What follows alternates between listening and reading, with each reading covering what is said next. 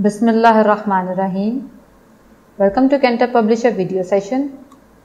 आज हम history grade 8 start करने जा रहे हैं। अपने लेसन को पढ़ने के लिए आपके पास कैम्ब्रिज स्कॉलर सीरीज़ की आपकी टेक्स्ट बुक, आपका समर पैक और आपका रिसोर्स पैक होना चाहिए। हमारा समर पैक आपको इस लेसन को बेहतर तरीके से प्रैक्टिस करने में आपकी मदद करेगा, जबकि हमारा रिसोर्स पैक हमारे प्रिंसिपल, टीचर्स और पेरेंट्स की गाइडेंस के लिए है। हमारा रिसोर्स पैक आप कैंटर की वेबसाइट से इजीली डाउनलोड कर सकते हैं। आज हम हिस्ट्री ग्रेड 8 का चैप्टर 2 स्टार्ट करने जा रहे हैं। हमारा चैप्टर है sir Syed Ahmad Khan and the Aligarh movement. और हमारे इस चैप्टर के आज के स्टूडेंट लर्निंग आउटकम्स हैं: describe the dismal situation of Muslims in the post 1857 era and highlight sir Syed Ahmad Khan's effort in Anglo Muslim rapprochement. हम अपने आज के इस एसेलोज में डिस्कस करेंगे कि जंग आज़ादी के बाद मुसलमानों के क्या हालात थे, और उसके साथ साथ सर सैयद अहमद ख़ान ने मुसलमानों और अंग्रेज़ों के दरमियान इन तमाम परेशानियों को, जो उनके दरमियान चपकलिश चल रही थी, उसको दूर करने के लिए क्या इक़दाम किए। First of all we will see the Muslims condition after 1857. The war resulted in discouraging defeat of Indians and a glorious victory for the British. 1857 की जंग में जो हारे थे वो मुस्लिम्स प्लस तमाम इंडियंस, हिंदू मुस्लिम सिख तमाम लोग थे जो 1857 की जंग हारे, और जीतने वाले कौन थे? They were Britishers.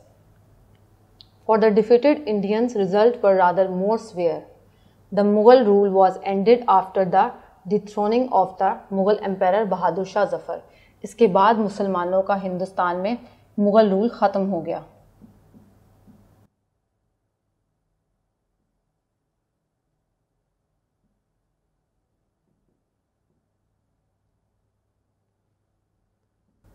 After the war, the command and the control of East India Company in India was wound up, and the war had left the impression that the company was no longer capable of keeping it safe. Hindustan में जो east India company काम कर रही थी उस वक्त वो बिल्कुल वहाँ से ख़त्म हो गई, और जो पावर्स थी वो कंप्लीट किसके पास आ गई? ब्रिटिश क्राउन के पास। The government of India was personally taken over by the Queen of England, who would appoint a viceroy in India to represent the crown. और उसने यहाँ पर हिंदुस्तान में अपना वाइसरॉय भेजा, जिसका काम क्या था? जो क्वीन को यहाँ पे रिप्रेजेंट करेगा। वाइसरॉय कौन होता है? The representer of the queen और crown. After the war of independence of 1857, the Hindus try to convince the British that they are loyal to them and the Muslims are the actual cause of this revolt. 1857 की जंग के बाद हिंदुओं ने अपने तरीक़ाकार बदला, और उन्होंने सारे का सारा 1857 की जंग का ब्लेम किस पर डाला? मुसलमानों पर। और ये ब्रिटिशर्स को ये यकीन दिलाया कि ये तमाम जो जंग हुई इसके पीछे वजह कौन थे? बिल्कुल मुस्लिम थे। Due to this British went against Muslims, और इस वजह से जो ब्रिटिशर्स थे वो किसके खिलाफ हो गए? मुसलमानों के खिलाफ हो गए। British consider Muslims responsible for the revolt. They try to create problems for Muslims. इसके बाद ब्रिटिश गवर्नमेंट ने मुसलमानों के लिए प्रॉब्लम्स खड़ी करनी शुरू कर दी, और वो प्रॉब्लम्स क्या थी? For that purpose British made Muslim ineligible for jobs and they were also not allowed to be in civil services. उनके लिए जॉब्स बिल्कुल ख़त्म कर दी कि वो मुसलमान जॉब्स के लिए एलिजिबल नहीं हैं, और साथ ही साथ वो सिविल सर्विसेज में हिस्सा नहीं ले सकते, वो इसके काबिल नहीं हैं। However, the trade and commerce restricted to the hands of Hindus and Muslims were completely aloof from the financial setup. और इसके साथ साथ सिर्फ जॉब्स ही नहीं बल्कि उनको ट्रेड और कॉमर्स से भी अलग रख के उनको फाइनेंशियल सेटअप से बिल्कुल निकाल दिया गया। मुसलमानों को फाइनेंशियली मुश्किलात का सामना करना पड़ा। तो ये वो परेशानियां थी जो मुसलमानों को 1857 की जंग के बाद देखनी पड़ी। जो सबसे बड़ी जो परेशानियां थी वो इनको इकोनॉमिकली अनस्टेबल करना था, जिसके लिए उनकी जॉब्स भी गईं, और साथ में उनको सिविल सर्विसेज में भी अनकेपेबल कहा गया, और साथ साथ अगर ट्रेड और कॉमर्स में भी कोई लोग थे तो उनको वहाँ से हटाकर प्योरली ये सिर्फ हिंदुओं के हाथों में रह गया। अब यहाँ पर हम सर सैयद अहमद ख़ान के किरदार को डिस्कस करते हैं कि किस तरह से उन्होंने मुसलमानों को उनके हकूक़ दिलाने में अपनी एफ़र्ट्स दिखाई। उससे पहले हम सर सैयद अहमद ख़ान का एक शॉर्ट इंट्रोडक्शन देखते हैं। Sir Syed Ahmad Khan was born on 17 October 1817 in Delhi. The Mughal Emperor Bahadur Shah Zafar II gave him the title of Jawadud-Dawla and Arif-e-Jang. Sir Sayyid Ahmad Khan devoted himself for the Muslims. Sir Syed Ahmad Khan ने अपने आप को मुकम्मल तौर पर मुसलमानों के लिए वक्फ कर दिया और उनके लिए कोशिशें शुरू की। उनकी पहली कोशिश क्या थी? He tried to bridge the gap between Muslims and British. उनकी पहली कोशिश ये थी कि वो जो मुसलमानों और अंग्रेज़ों के दरमियान जो मसाइल पैदा हो गए हैं और जो मुसलमानों को इस वजह से परेशानियाँ पेश आ रही हैं उनको दूर किया जा सके। He also made efforts for Muslims education, और उसके साथ साथ उन्होंने मुसलमानों को एजुकेट करने के लिए भी बहुत सी कोशिशें की और उसके लिए उन्होंने बहुत सी सोसाइटीज़, बहुत से मदरसे और इंस्टीट्यूशंस कायम किए। He encourage Muslim by giving the idea of two nation theory, और उसके साथ साथ उन्होंने दो कौमी नज़रिया पेश किया। दो कौमी नज़रिया क्या था कि मुसलमान और हिंदू दो अलग कौमें हैं, और ये नज़रिया हमें किसने दिया? सर सैयद अहमद ख़ान ने। ही डाइड ऑन 27 मार्च 1898, और इनका इंतकाल कब हुआ? 27 मार्च 1898 को। इसके बाद देखते हैं कि सर सैयद अहमद ख़ान की क्या एफर्ट्स थी एंग्लो मुस्लिम रेप्रोचमेंट में। Sir Syed entered into politics after seeing the miserable conditions of Muslim. जब सर सैयद अहमद ख़ान ने मुसलमानों की ये हालत देखी कि वो किस तरह से इकनॉमिकली सफ़र कर रहे हैं और उनको बिल्कुल एक साइड लाइन कर दिया गया हर चीज़ से, तो उन्होंने इसके बाद पॉलिटिक्स में आने का फ़ैसला किया। He made efforts to restore his discourage society.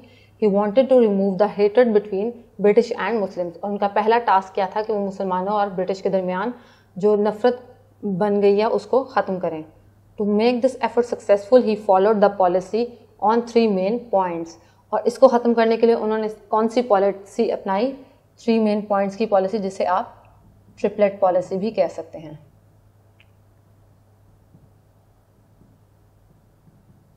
और वो पॉलिसी क्या थी? The first point was loyalty with British, कि मुसलमान हर हालत में अंग्रेज़ों के साथ वफादार रहेंगे।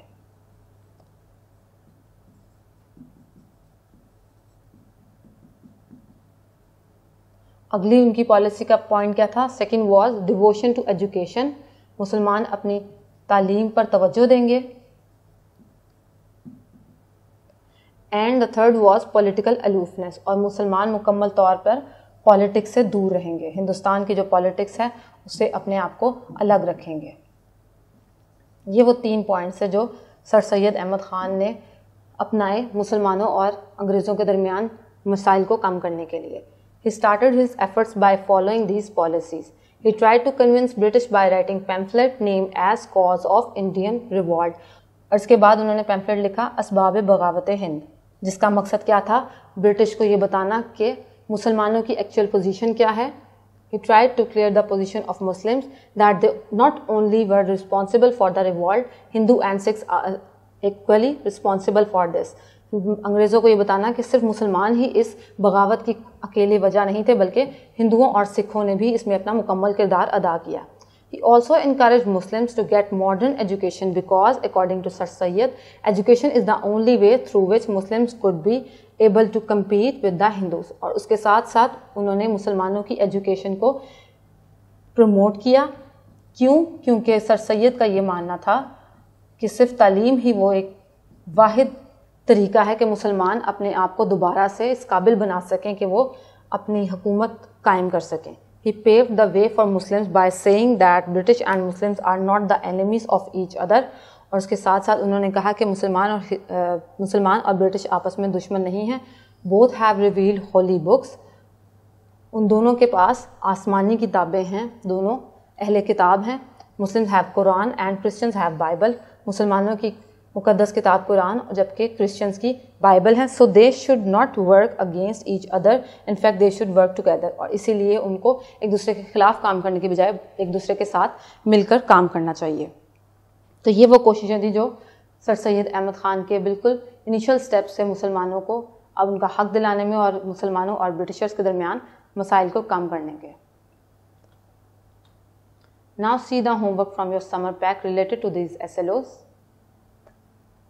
The first activities from your summer pack is sir Syed Ahmad Khan introduce the triplet policy. अभी उनकी आपने ट्रिपलेट पॉलिसी देखी, क्या थी? लॉयल्टी विद ब्रिटिश, अंग्रेज़ों से वफादारी, तालीम और पॉलिटिकल अलूफनेस, यानी कि सियासत से बिल्कुल लाताल्लुकी। Then what was the reason behind this policy in backdrop and what were its after effects. ये पॉलिसी इंट्रोड्यूस करवाने के पीछे क्या वजह थी और साथ साथ आपने बताना है कि उसके क्या असरात मुरतब हुए।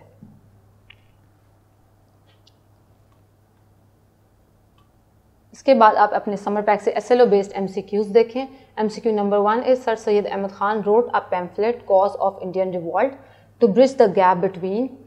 सर सैयद अहमद खान ने जो पैम्फलेट लिखा कॉज ऑफ इंडियन रिवॉल्ट, वो क्यों लिखा, किसके दरमियान मसाइल को कम करने के लिए या खुला को पुर करने के लिए लिखा? Is it Hindus and Muslims, British and Muslims, British and Hindus और ब्रिटिश मुस्लिम एंड हिंदूज। अपना राइट ऑप्शन मार्क करें और साथ में हमें रीज़न दें कि आपने ये ऑप्शन क्यों चूज़ किया। Then the next is sir Syed Ahmad Khan was born in 1814, 1816, 1817 and 1819. And then last MCQ is the idea of two nation theory was given by, is it Quaid-e-Azam, Allama Iqbal, Liaquat Ali Khan और सर सैयद अहमद खान। इसके बाद अपनी टेक्स्ट बुक पे आएँ। आपकी टेक्स्ट बुक का question A है choose the correct option and fill the circle. MCQ number 6 is sir Syed Ahmad Khan was died on. आपने इसमें से सही डेट आइडेंटिफाई करनी है। इज इट 27 मार्च 1898, 28 मार्च, 29 और 30 मार्च। And then see the brief questions from your book. The question number 1 is why was the pamphlet the cause of Indian revolt written? रिसाला असबाब बगावत हिंद क्यों लिखा गया?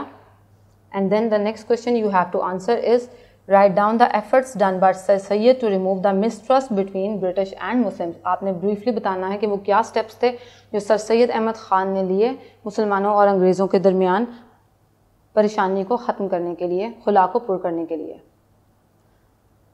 हमारा ये लेक्चर यहाँ ख़त्म हुआ। Thank you so much. Till then Allah हाफिज़।